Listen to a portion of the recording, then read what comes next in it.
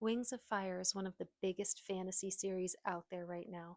Kids are obsessed with these dragon books. So, as a parent, I wanted to know what's in them, are they appropriate for younger readers, and why are kids connecting with these stories? So, today I'm reviewing the Dragonet Prophecy, which is book number 1 in the Wings of Fire series. We're going to talk about the good, the bad, and what families should know before handing these books over to their kids.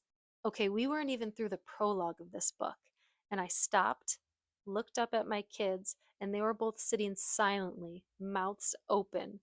And I said, are you sure we want to keep reading this? And they looked at each other, and then they looked at me and they said, yes. I couldn't believe how violent this book was, honestly. It was like page 1, you're thrust into this brutally violent, gory, murderous dragon world. And it is a lot to process within just the first couple pages. But the thing is, the storyline is just so good that you keep reading and you don't want to stop reading. In fact, I found myself reading ahead when I wasn't reading this with the kids because I just had to know what was going to happen. So we're following these 5 young dragons who are supposedly in a prophecy that says they're going to end the war between these dragon tribes and they're going to bring peace to this dragon world. So the relationship between these 5 young dragons is really important.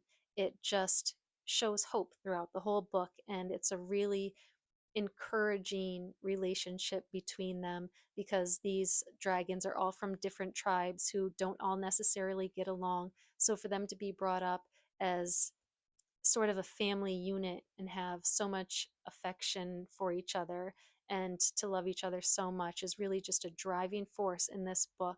And although there is a lot of violence in this book, the relationship between these 5 young dragons is really what keeps you reading this story. There are some lighthearted parts, they're young dragons, they're basically like kids, so they argue like kids, they tease each other like kids.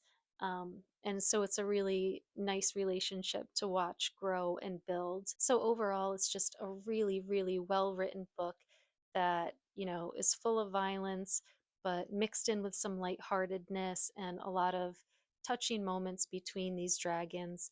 And of course, it ends on a huge cliffhanger, so you are going to be propelled right into book number 2. This is a middle grade book, but I'm going to say for younger readers, this is very intense, and I'm not sure that it would really be appropriate for them. There's just so much violence, and not just violence, it's very graphic violence. The way some of these dragons and humans die is just, honestly, it's gross. So that is definitely something parents should be aware of if you have younger readers or readers who are sensitive to this kind of violence. Okay, I have been giving a lot of thought to this rating. This book is just, it makes my head spin because it is so violent. It's like seemingly borderline inappropriate for children at points, but it is so well written and you get so involved with the characters that you do want to keep reading. And honestly, we found it hard to put this book down. So, for that reason, I am going to give this book a 7 out of 10. Tune in next time when my kids give their review on this book. I am actually really excited to hear what they have to say about this one. I think there were a lot of mixed emotions throughout this book, so it'll be fun to hear what they thought of it. If you've read the Dragonet Prophecy, let us know in the comments what you thought about it. And until next time, have a great day.